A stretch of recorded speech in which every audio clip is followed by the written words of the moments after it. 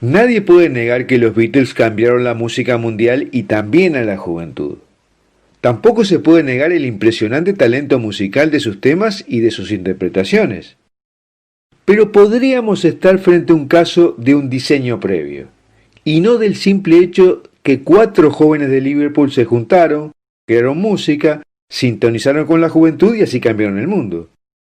En este video hablaremos sobre las consecuencias del cambio cultural que surgió a partir de la generación Beatles, que erosionó de manera decisiva el cristianismo y que puede verse como un eslabón de la cadena que hoy nos está conduciendo al nuevo orden mundial.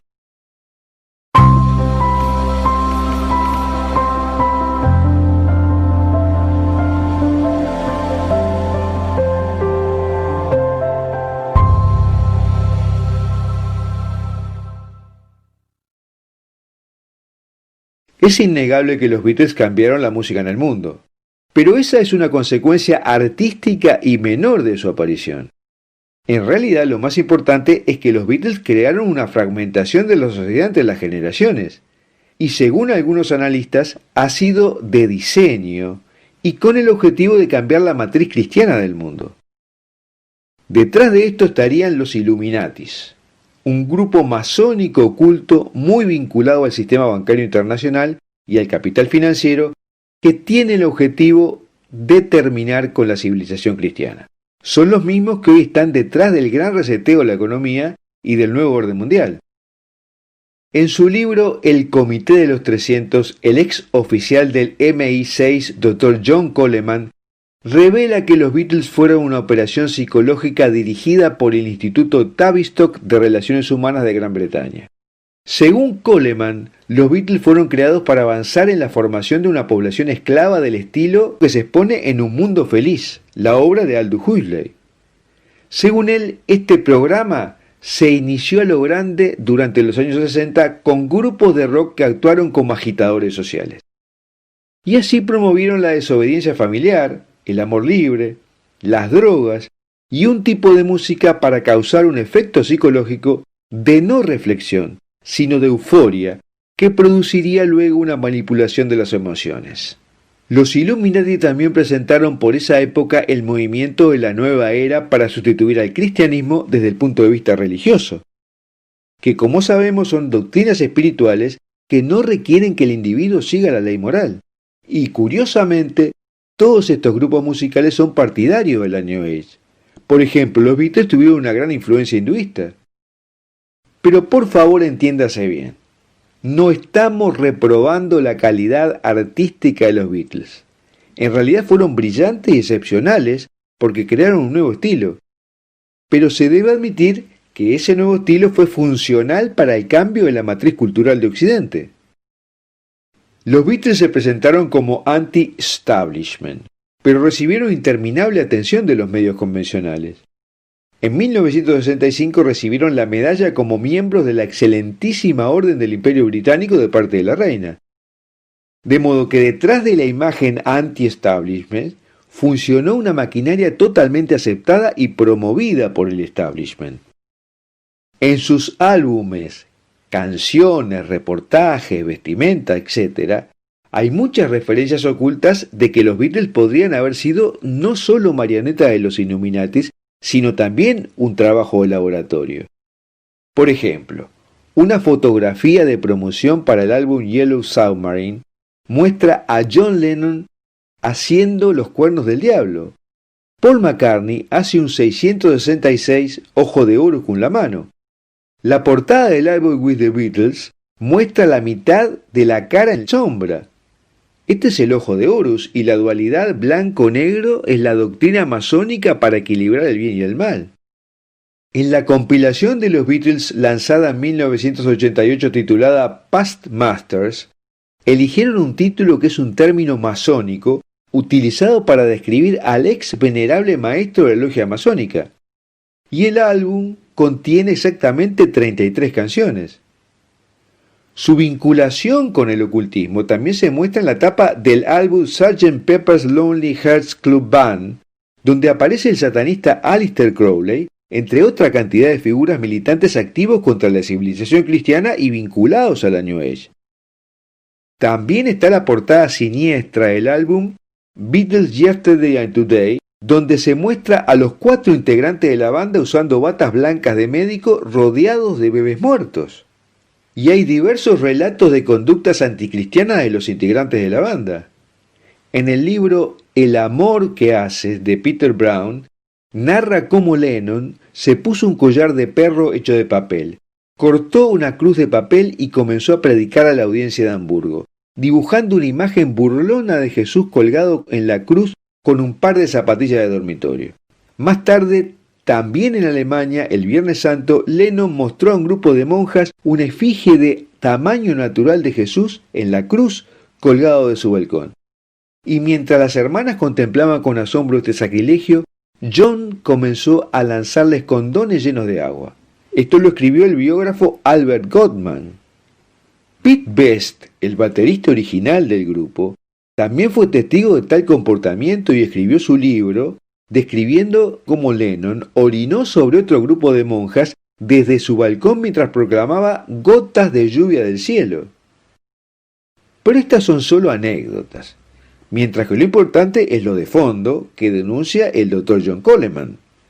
El fenómeno de los Beatles no sería una rebelión espontánea de la juventud contra el viejo sistema social, sino un complot cuidadosamente elaborado, introducido por un cuerpo conspirador que no pudo ser identificado en su momento para cambiar la matriz cultural cristiana de Occidente. Un elemento altamente destructivo, divisivo y de manipulación de la juventud, incitando a rebelarse de su historia pasada. El Instituto Tavistock de Relaciones Humanas habría creado toda una nueva cultura, una jerga de palabras y un estilo de música para esta manipulación. Pero nadie habría prestado mucha atención a esta banda de Liverpool y al sistema de sonidos pesados y repetitivos, tomados de la música del culto de Dionisio y el sacerdocio de Baal, si no hubiera tenido una gran cobertura de los medios de comunicación. Y repito, no estamos satanizando a los Beatles, sino planteando la posibilidad de una mano detrás. Coleman dice que se creó toda una jerga de palabras diseñadas para el control masivo de la juventud. También modas en ropa y peinados, pero especialmente el cambio cultural fue introducido a través de la nueva sexualidad y el consumo de drogas. El grupo recién creado y su estilo de vida arrastró a millones de jóvenes al culto. Y la juventud occidental habría atravesado así una revolución radical de diseño sin ser consciente de ella. Mientras que la generación mayor permaneció impotente, incapaz de identificar el origen de la crisis y reaccionando de manera desadaptativa contra su manifestación más perversa, que fue la promoción de drogas de todo tipo, marihuana, cocaína y más tarde ácido lisérgico, LSD. El epicentro de todo esto había pasado ya a Estados Unidos. Y entonces la pregunta es, ¿qué estuvo haciendo la agencia antidrogas DEA en ese momento? Porque fue tanta la promoción del consumo de drogas que era imposible que la DEA no supiera lo que estaba pasando. De modo que ahí seguramente hubo una orden política de no tomar ninguna acción. Y por otra parte, los sonidos discordantes de sonidos pesados adormeció las mentes de los oyentes, de modo que fueron fácilmente persuadidos de probar las nuevas drogas sobre la base de que todos lo están haciendo. Varios líderes cívicos y eclesiásticos sintieron una gran ira por el nuevo culto, pero sus energías se desviaron contra el resultado de lo que estaba sucediendo y no contra la causa que estaba detrás. O sea, una manipulación de un grupo oculto con mucho poder e influencias para cambiar la matriz cristiana de Occidente. Pero fue tal la promoción de los medios de comunicación y el apoyo masivo de la juventud y la calidad de la música que la cultura occidental fue abrumada por este nuevo desarrollo. Comprendió que era demasiado fuerte para hacerle frente, que no podía separar la música del nuevo estilo de vida y sus propuestas filosóficas anticristianas, y lo consideró un cambio estructural en la juventud sin cuestionarse seriamente lo que había detrás. Y en este sentido los medios de comunicación fueron decisivos, porque promocionaron toda esta nueva cultura, pero además llamaron teorías conspirativas a quienes advirtieron que había detrás de esto un diseño para alterar a la sociedad de una manera profunda y definitiva. La estrategia en realidad fue mucho más elaborada, porque se crearon nuevas bandas a partir de la misma fuente pero con el mismo propósito. Por ejemplo, surgieron los Rolling Stones, que se suponían que eran más malos frente a los más buenos Beatles, entre comillas. Su música fue mucho más agresiva y repetitiva, promoviendo así la introducción más fácil de mensajes secundarios en la mente del oyente. Y sus letras adquirieron tintes satánicos. Basta mencionar el tema Simpatía por el demonio. Los Rolling Stones fueron los padres entonces de toda una nueva corriente de rock satánico, funcionando como la propuesta más radical dentro de todo el menú de reingeniería social de origen Illuminati. Bueno, hasta aquí lo que te queríamos hablar sobre el diseño que habría detrás de la cultura Beatle y que fue un paso precursor para la erosión de la civilización cristiana, y que fue el cambio abuelo, por llamarle de alguna manera, de la estrategia actual que tiende a un gobierno mundial único sobre una base autoritaria tipo chino, apoyada en los argumentos de combatir el cambio climático y la pandemia de coronavirus. Y me gustaría preguntarte si tú crees que el éxito de los Beatles está cimentado en un diseño de manipulación previa o no, lo cual no quita mérito a su excepcional calidad artística.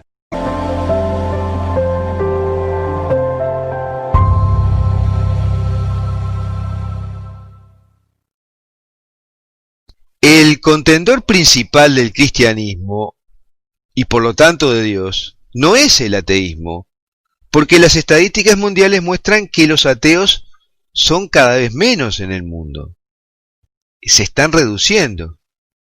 En cambio, los que crecen son aquellos que sostienen creencias espirituales, pero no se dicen religiosos, o sea que no están vinculados a ninguna religión. Y tienen o desarrollan una religiosidad vaga y amorfa. Son los que podemos definir como que siguen la espiritualidad de la nueva era o la New Age, que es una espiritualidad multiforme que sintetiza una enorme cantidad de otras espiritualidades, muchas de las cuales son orientales y desconocidas para Occidente. Y además da la libertad a cada individuo de armar su propio menú espiritual a su gusto. Las creencias de la nueva era incluyen habitualmente la mención a Jesús y una espiritualidad que parece cristiana, pero no tiene que ver con el cristianismo real. Es muy distinto y en algunas partes contrapuesto. Esto es un gran elemento de confusión para los católicos y los cristianos, que a partir de ahí fantasean que es posible elegir qué cosas creer de las enseñanzas cristianas y cuáles no. Qué cosas pueden dejar de lado y aún seguir siendo cristianos. Además, las librerías están llenas de libros que enseñan a las personas a usar cristales, a meditar, a hacer contacto con guías espirituales, a manejar el estrés y las frustraciones, de autoayuda, etc. Y las películas de las últimas décadas están dominadas por esta espiritualidad, hablando de reencarnación, de karma, de conciencia cósmica. Incluso hablando de Dios y de Cristo, los redefinen, usando el término de conciencia crística y tratando a Dios como una fuerza impersonal en el universo. Fuerza a la que nos debemos relacionar cambiando nuestra conciencia y practicando las disciplinas que hemos mencionado anteriormente. Incluso sanando físicamente, a través de disciplinas que ellos promueven como la acupuntura, la homeopatía, la curación por cristales, metales, música, colores, etcétera, etcétera. La nueva era hace afirmaciones que suenan casi irresistibles cuando critica el cristianismo como una fe demasiado rígida, y a Dios como alguien que no le permite a los hombres alcanzar el conocimiento completo del reino espiritual. La utopía que propone la New Age es que cada hombre puede ser como Dios. Incluso lo sazonan afirmando que quienes dirigen las religiones tienen un conocimiento oculto que no comparten con las masas. La promesa de ser como Dios y poseer todo el conocimiento es la promesa que la serpiente hizo a Eva, quien la aceptó y luego convenció a Adán en el jardín del Edén. Y así entró el pecado de la desobediencia a Dios en el mundo, por comer la fruta del árbol del conocimiento del bien y del mal, según el libro del Génesis de la Biblia. La nueva era seduce también por su adoración al propio yo, que es mencionado como el Dios que está dentro de cada uno de nosotros, pero dependiente de nuestro yo. No es el Espíritu Santo que mora entre nosotros y es un ser independiente. Y también seduce por ofrecer un escape de la culpa, manejando que no existe tal cosa como el pecado. Sobre estas bases egocéntricas se construye la espiritualidad de cada persona con el criterio de hazlo tú mismo, lo que es muy seductor, especialmente en Occidente. Entonces, ¿en qué cree un típico practicante de la New Age, para resumir? Lo primero que debemos aclarar es que cada seguidor de la espiritualidad de la New Age no es necesario que conozca esa doctrina para seguirla. No es necesario que adhiera formalmente a ella. Y es seguro además que son muy pocos los que adoptan todo su credo, sino que creerán solo en algunas partes. La espiritualidad de la New Age cree que Dios está en todo y que todas las cosas son una. No distingue entre el hombre y la naturaleza o el espíritu y la materia. Piensan que el cosmos es un todo orgánico animado por una energía, alma o espíritu impersonal. Creen que el hombre es un Dios que va creciendo en sus poderes y que su mente crea la realidad en la vida cotidiana si se piensa profundamente en ese tema que uno quiere cambiar. Y que su experiencia propia valida la verdad. Por lo tanto, no existe una verdad externa. Suponen que los seres humanos son capaces de ascender a niveles superiores de conocimiento y conciencia.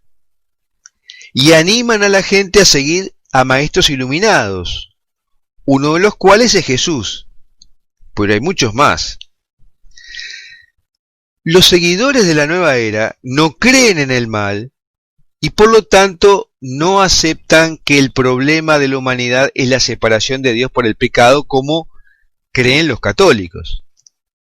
En realidad piensan que el problema es que cada uno de nosotros ha olvidado su propio camino hacia su propia divinización y que debe buscar una conciencia superior a través de la meditación, ejercicios de respiración, yoga, dieta, canalización, guías espirituales, en fin. Todo esto para despertar al Dios que está dormido en el hombre, que es su propio yo. Los seguidores del New Age también son universalistas. Creen que todos los caminos conducen a Dios y por lo tanto critican a los cristianos por ser intolerantes y de mentalidad estrecha. Plantean que todas las religiones deben unirse alineadas con objetivos espirituales comunes, como buscar la conciencia universal y reverenciar al planeta como un ser vivo. Por eso los seguidores de la New Age dan mucha importancia a la ecología y al cambio climático. Y es por esta vertiente que está entrando últimamente más entre los cristianos. Pero se olvidan de considerar que Dios creó el planeta para servir al hombre, y no el hombre para servir al planeta. ¿Y cómo podemos diferenciar entonces el pensamiento de la New Age con el pensamiento cristiano? Estas son algunas cosas en las que debes poner foco para discriminar si algo proviene del pensamiento cristiano o de la New Age. En primer lugar, cuando oigas la recomendación de alguna de estas disciplinas que he mencionado antes, entonces posiblemente estés ante un pensamiento de la New Age, aunque lo diga un cristiano y te diga que no tiene nada que ver con la New Age. En segundo lugar, cuando se habla de Dios, ¿se lo considera una persona con la que tenemos una relación personal o una fuerza para usar o ser aprovechada?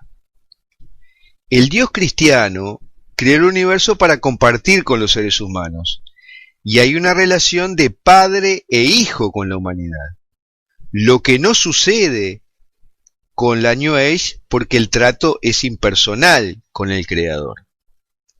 Tercero, ¿hay un solo Cristo o hay miles de Cristos? Los seguidores de la New Age piensan a Jesús como uno de los tantos maestros ascendidos, y a su vez creen que en cada planeta donde hay vida ha aparecido un Cristo. En cambio, los cristianos creen que hay un solo Cristo que es el Hijo de Dios. Cuarto, ¿hay un ser universal único o muchos individuos? El pensamiento de la New Age es considerar a los seres humanos como componentes de un todo, que es el cosmos, a donde todos vamos a parar perdiendo nuestra individualidad. En cambio, en el cristianismo, ningún ser humano en ninguno de los estados pierde su individualidad. Quinto, ¿inventamos la verdad o creemos que hay una verdad exterior? La verdad para la New Age está relacionada con las buenas vibraciones, la armonía y las experiencias agradables. Uno encuentra la verdad cuando se siente bien. En cambio, en los cristianos la verdad es personalizada. Jesús es la verdad, el camino y la vida. Sexto, cuando oramos, ¿estamos hablando con nosotros mismos o con Dios? En la New Age hay una tendencia a confundir la introspección con la espiritualidad. Y por lo tanto, muchas de las técnicas de meditación que usan no son una oración dirigida hacia un ser externo que es Dios, sino hacia su propio yo. La oración cristiana es un diálogo con Dios y una huida del yo. Huimos de nosotros mismos. Mientras que la meditación de la New Age es entrar más plenamente en el yo, para solucionar problemas del yo. Séptimo, ¿negamos el pecado o aceptamos que existe? Para la New Age no existe el concepto de pecado, ni de bien ni de mal. No tienen un decálogo sobre lo que se puede hacer y lo que no se debe hacer, porque eso lo define cada uno por sí mismo. En cambio, el cristianismo cree que hay valores objetivos y una moral objetiva.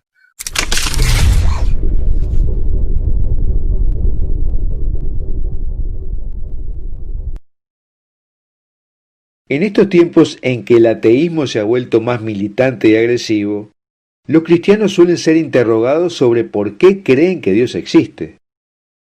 Y por lo tanto es bueno tener presente las principales argumentaciones objetivas sobre su existencia para agregar a nuestras comprobaciones subjetivas de que Él realmente existe. Porque la experiencia personal no puede transferirse a otros, pero sí puede transferirse el conocimiento y los argumentos objetivos. E incluso el repaso de estos argumentos objetivos nos ayudan a reforzar nuestra fe. En este video hablaremos sobre los principales argumentos objetivos sobre la existencia de Dios.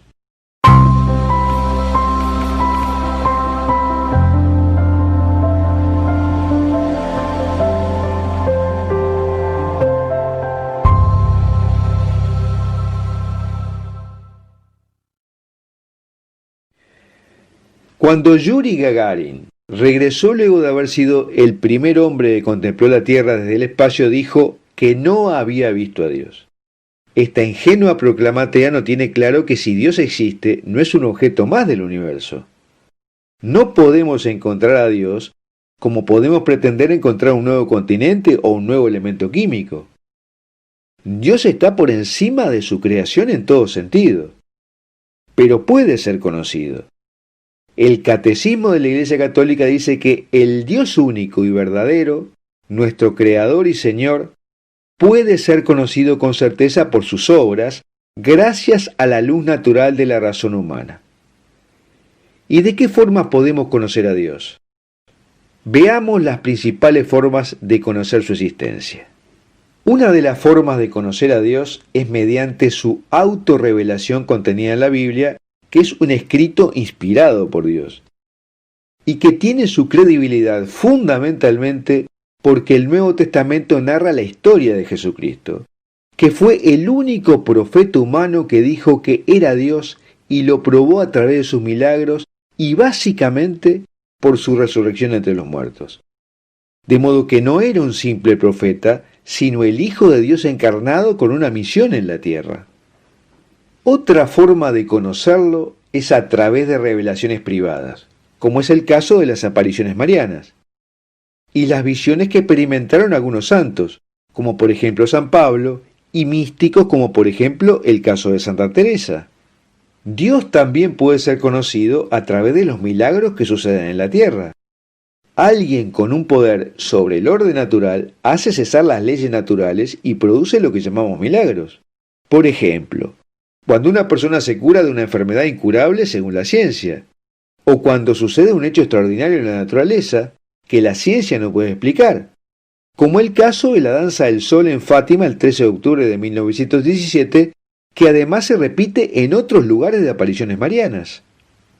O cuando una hostia consagrada se convierte en sangre y los análisis clínicos independientes muestran que se trata de sangre humana. Y en alguna oportunidad de un trozo de una válvula del corazón de un ser humano que permanece viva aún luego de décadas. O cuando, en una aparición mariana como en Quibeo, Ruanda, Nuestra Señora baja para advertir a los videntes sobre una terrible guerra civil, si los ruandeses no se convertían, y esta matanza sucede una década después. Estos milagros de conocimientos sobrenaturales y de milagros de curaciones, por ejemplo, las que se investigan en el santuario de Lourdes, muestran la existencia de un ser superior al que llamamos Dios, que es todopoderoso, omnisciente, omnipresente, omnibenevolente y providente de toda la creación. Pero también hay otras formas de argumentar la existencia de Dios. Está lo que se llama el argumento cosmológico, que sostiene que para todas las cosas existe una primera causa o motor. Por ejemplo, se dice que el universo nació de la nada, pero tiene que haber habido una primera causa que desató esa creación, y el responsable es identificado como Dios. Dicho de otro modo, hay Dios porque no hay reloj sin relojero. Hay Dios porque todo lo que se mueve es movido por otra cosa, y debe haber un primer motor que lo mueva, y esa causa eficiente es Dios. Por otro lado, hubo un momento que las cosas no existieron, de modo que tiene que haber habido alguien que existió desde siempre y que ha creado todas las cosas. Otro argumento está relacionado con el orden y la complejidad del universo, que demuestra que hay alguien inteligente que ha creado esas cosas y que las dirige. Basta pensar en la complejidad del ser humano, por ejemplo, del ojo humano o de la mano, para comprender que hay un diseño inteligente detrás. A esto se le llama el argumento teleológico, y sostiene que el orden del universo y su complejidad se explican por su referencia a un Dios creador. Y a raíz de este argumento también hay otro que está relacionado con la belleza. La belleza que exhiben ciertos paisajes en la Tierra y en el universo, flores, plantas o el propio ser humano, solo puede ser concebida por alguien que valore la belleza y que por lo tanto la cree. Otro argumento es el que los filósofos llaman ontológico, y parte de la base que Dios puso en cada ser humano la noción de su existencia. De otra forma, no podríamos ni siquiera imaginarlo la existencia de Dios y de la perfección absoluta. Y en parte relacionado con esto está el argumento moral, que sostiene que la existencia objetiva de la moralidad depende de la existencia de Dios que nos comunicó esa moralidad. También está la prueba pragmática que sostiene que las creencias son probadas por la manera en que funcionan después de que son adoptadas. Y para nuestro caso, la existencia de Dios, por ejemplo, puede ser demostrada por infinidad de estudios que muestran cómo la creencia en Dios es mejor para la vida. Estamos hablando de estudios científicos que muestran que la creencia en Dios y la comunicación con Él a través de la oración protege mejor de enfermedades físicas o mentales, o cuando la persona está enferma se cura más rápido, produce más satisfacción por la vida, etc. Todo esto comparado contra quienes no creen en Dios y no se comunican con Él. Y está avalado por lo que sucede en la vida de cada creyente, quien puede dar testimonio de la infinidad de pequeños milagros que le suceden diariamente, de las oraciones respondidas, de la protección que ha tenido de manera sobrenatural.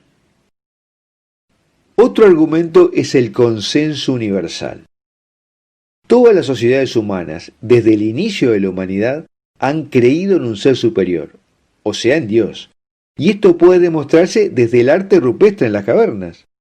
Y esto sucede aún hoy día, porque la absoluta mayoría de los seres humanos en el planeta hoy practica alguna religión, que cree en un ser superior. Otra comprobación es el impresionante ajuste que el universo tiene para la vida. Los científicos están llegando a la conclusión de que es tan delicado el equilibrio en la materia y en las leyes de la naturaleza que permitieron la vida en la Tierra y que pudiera evolucionar, que eso no puede haber sido casualidad, sino la mano de Dios actuando.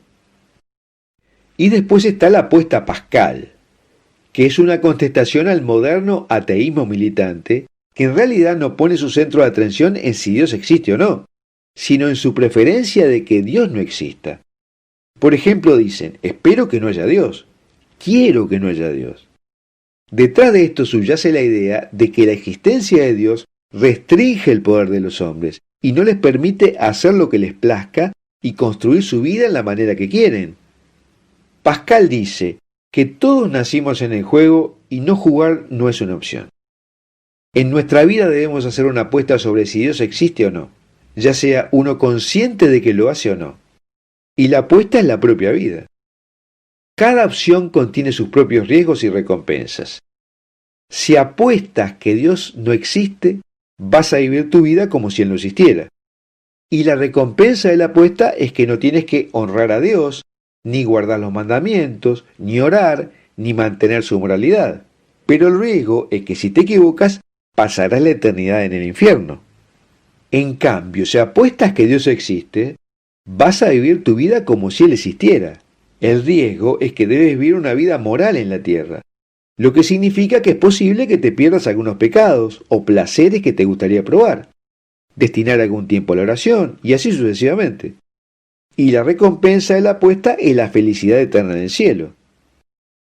De modo que visto así, lo sabio que hay que hacer es vivir tu vida como si Dios existiera, porque tienes mucho que ganar y poco que perder.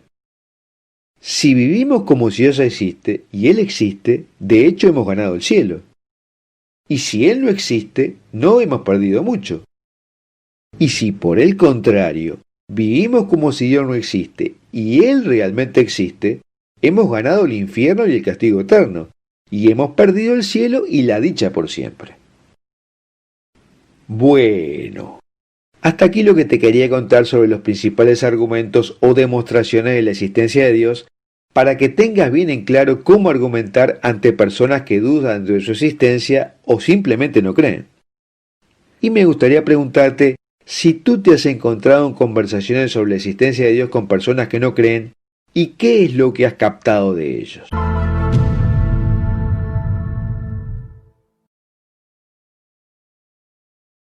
La humanidad pasará por una iluminación del alma o un minijuicio, aún en vida, según profecías católicas de santos y místicos a través de los siglos. Esta iluminación tendría un formato como el de las revisiones de vida que suceden en las experiencias cercanas a la muerte.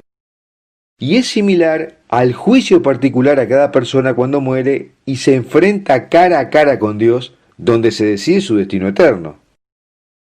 En este video hablaremos sobre qué sucede en la revisión de vida cuando uno se enfrenta ante Dios, tomando especialmente la experiencia vivida por Gloria Polo.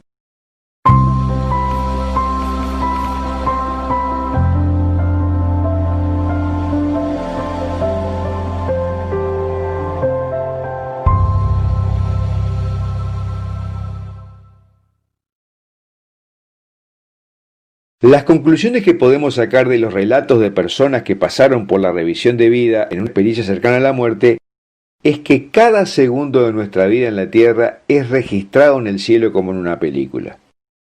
Por ejemplo, un hombre llamado Joshua Munguti, que tuvo una experiencia cercana a la muerte, cuenta: en el cielo me llevaron a una pantalla grande. Una mano tomó un control remoto y encendió la pantalla y una voz me dijo: mira. Vi toda mi vida pasar en la pantalla grande como una película, desde cómo Dios me creó estando en el vientre de mi madre hasta mi nacimiento y cada detalle de mi vida hasta el año 2011. Y agregó: me vi gateando y jugando en lugares peligrosos del pueblo siendo un niño. Vi cómo Dios me libraba de muchos peligros que no pude ver mientras crecía. Me vi en el campo pastoreando el rebaño de mi padre como solía hacerlo. Vi cómo Dios me estaba librando de muchos peligros en los campos. Entonces la mano apagó la pantalla exactamente en el punto en el que estaba de mi vida y me asombré. De modo que todo lo que hizo, cada segundo de su vida en la tierra, desde el momento en que Dios lo creó y lo colocó en el vientre de su madre hasta ese momento del 2011, se le mostró en esa pantalla como una película. La vida de cada persona en la tierra se guarda en el cielo como una película entonces. Desde el momento en que nos colocan en el útero de nuestra madre hasta el momento en que uno muere. Esto ya está dicho en la Biblia. Por ejemplo, en el Salmo 33 dice que el Señor mira desde el cielo y ve a todos los hijos de los hombres. Y en Hebreos 4 San Pablo dice que no hay criatura oculta a la vista de Dios y que todas las cosas están desnudas y abiertas a los ojos de aquel a quien tenemos que rendir cuentas. De modo que esta experiencia de iluminación no hace más que refrendar lo que Dios nos ha comunicado en la Biblia. Estas experiencias cercanas a la muerte parecería que son un anticipo para informar a la humanidad cómo será juzgada cada persona. Se le pasará toda su vida como en un video y la persona verá sus pecados y sus buenas obras. Y sabrá qué tan lejos o cerca está de la amistad con Dios y qué debe hacer para reformarse. Para tener más detalles sobre cómo será la iluminación de conciencia que se producirá en el aviso, te recomiendo ver los videos en nuestro canal de YouTube que están en la lista de reproducción Aviso Iluminación de Conciencia. El impacto de esta revisión de vida justifica que quienes han tenido una experiencia cercana a la muerte regresen a la tierra con la certeza que han tenido una segunda oportunidad y cambien radicalmente su vida. Quienes han tenido experiencias cercanas a la muerte han sido de todas las religiones, incluso ateos. La mayoría de los ateos han comprendido que Dios existe y se han convertido. Y la mayoría de las personas religiosas han interpretado lo que les ha sucedido a través del lente doctrinal de su religión. Esto mismo que sucede en las experiencias cercanas a la muerte es lo que probablemente suceda con la profetizada iluminación de conciencia masiva, como le sucedió a Gloria Polo. El caso de la odontóloga colombiana Gloria Polo quizás sea el ejemplo más vívido de cómo se vive una iluminación de conciencia producida por una experiencia cercana a la muerte que se supone será similar a la que suceda en el aviso. Gloria Polo fue alcanzada por un rayo en 1995 y su nieto, que iba con ella, murió por la descarga, mientras que los órganos internos de ella quedaron carbonizados y su piel quemada. Y fue un milagro la recomposición física que logró cuando revivió. Cuando ella tuvo el accidente, cayó en un túnel que la chupó. Y al principio había luz y mucha gente como en una colmena. Pero pronto comenzó a descender por túneles completamente oscuros. Eran de una oscuridad que despierta sufrimiento y horror. Y además, como dice ella, había un olor pestilente. De repente vio que el suelo se abría como un abismo gigantesco que no tenía fondo. Y además se percibía la ausencia absoluta del amor de Dios sin la más mínima esperanza. Ese precipicio la absorbió y estaba aterrorizada. Y su ateísmo práctico la abandonó y comenzó a pedir ayuda, al principio a las almas del purgatorio. Sintió que había llegado al infierno y gritaba que alguien había cometido un error, porque ella se consideraba casi un santo. Nunca había robado, nunca había matado, había dado comida a los pobres, tratamiento dental gratis a los que lo necesitaban, iba a misa los domingos y se consideraba católica. Y de repente escuchó una voz muy dulce y todo se inundó de amor y paz, mientras las criaturas sombrías que la rodeaban huyeron porque no podían estar frente a ese amor. Y la voz le dijo: muy bien, ya que eres católica, dime cuáles son los mandamientos de Dios. Y ella le dijo: amarás al Señor, a tu Dios, sobre todo, y a tu prójimo como a ti mismo. Entonces escuchó: muy bien, ¿los amabas? Y le respondió: sí, los amaba. Pero le respondieron: no amaste al Señor tu Dios sobre todo, y menos a tu prójimo como a ti mismo. Creaste un Dios que se adaptase a tu vida, y solo lo usaste en caso de necesidad urgente. Te postrabas ante Él cuando eras pobre, cuando tu familia era humilde y cuando querías ir a la universidad. Siempre que necesitabas dinero rezaste el rosario. Esa era tu relación con el Señor.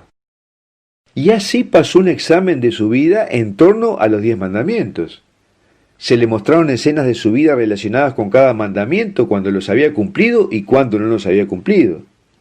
Y Gloria Polo catalogó esta revisión de vida como algo conmocionante, terrible y devastadora, porque vio con tristeza las consecuencias de esos pecados.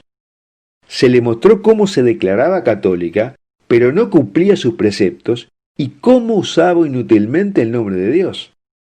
Pero también vio a la Virgen María a los pies del Señor, que oraba e intercedía por ella, y cómo Dios la estaba cuidando día y noche, y ella no lo oraba, y los domingos no le agradecía ni le mostraba amor. En el curso de la revisión de los 10 mandamientos, se le mostró que todos sus pecados fueron causados por su deseo malsano del dinero. Después de examinar los 10 mandamientos, se le mostró el libro de la vida. Su libro de la vida comenzó cuando las células de sus padres se fusionaron. Hubo una chispa, una explosión magnífica, y así se formó su alma. Y en el examen del libro de la vida, la voz le preguntó: ¿qué has hecho con los talentos que te di? Tenías una misión. Se había olvidado que tenía alma y que tenía una misión.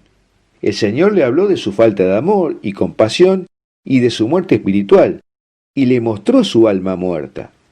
Pero también le mostró que había enviado personas que tuvieron buena influencia sobre ella, y cómo la protegió hasta el final. Y cuando nuestro Señor le da una segunda oportunidad, le dice que eso es gracias a la intercesión de todos los desconocidos que oraron por ella. Y entonces vio luces encenderse como pequeñas llamas de amor, y vio gente rezando por ella. Y vio una llama que se le hizo muy grande, y se le mostró que era un humilde campesino, muy pobre, que había ido a comprar azúcar al pueblo. Y en el periódico que envolvía el azúcar estaba la noticia de su accidente. Ese hombre cayó de rodillas y sin conocerla le pidió piedad a Dios y le prometió que iría en romería al santuario de Buga, muy distante de donde él vivía. Y entonces el Señor le resaltó que eso era amar al prójimo y le dijo: estás por regresar a la tierra y darás tu testimonio no 1000 veces, sino 1000 veces 1000. Y le agregó: ay de aquellos que no cambien después de escuchar tu testimonio, porque serán juzgados con más severidad que a ti cuando regreses aquí algún día. Lo mismo para mis consagrados, los sacerdotes, porque no hay peor sordo que el que no quiere oír.